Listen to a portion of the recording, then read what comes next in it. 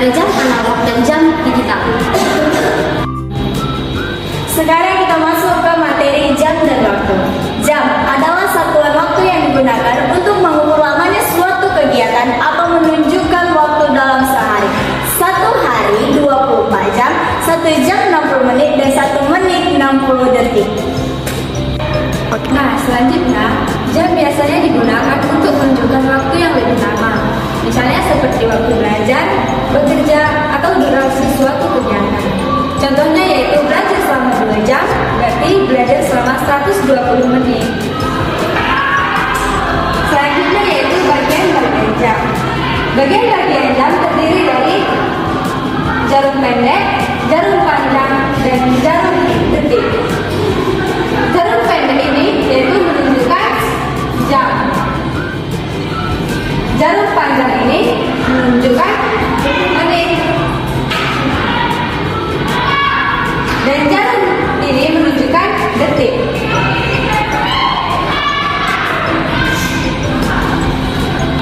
Sekarang kita masuk di jenis-jenis jam. Yang pertama berdasarkan bentuk atau penggunaan, yaitu yang pertama seperti jam dinding yang digunakan dengan cara digantung di dinding. Contohnya jam dinding di ruangan kelas ataupun di rumah.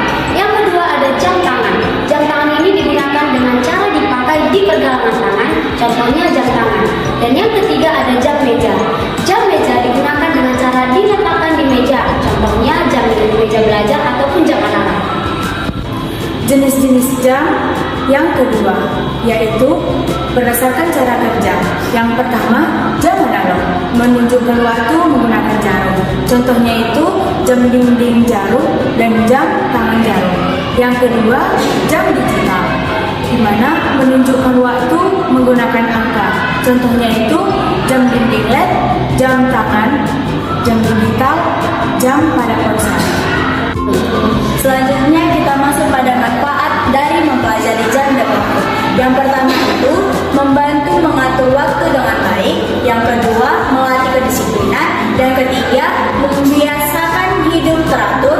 Dan yang keempat, menjadi tempat waktu dalam beraktivitas.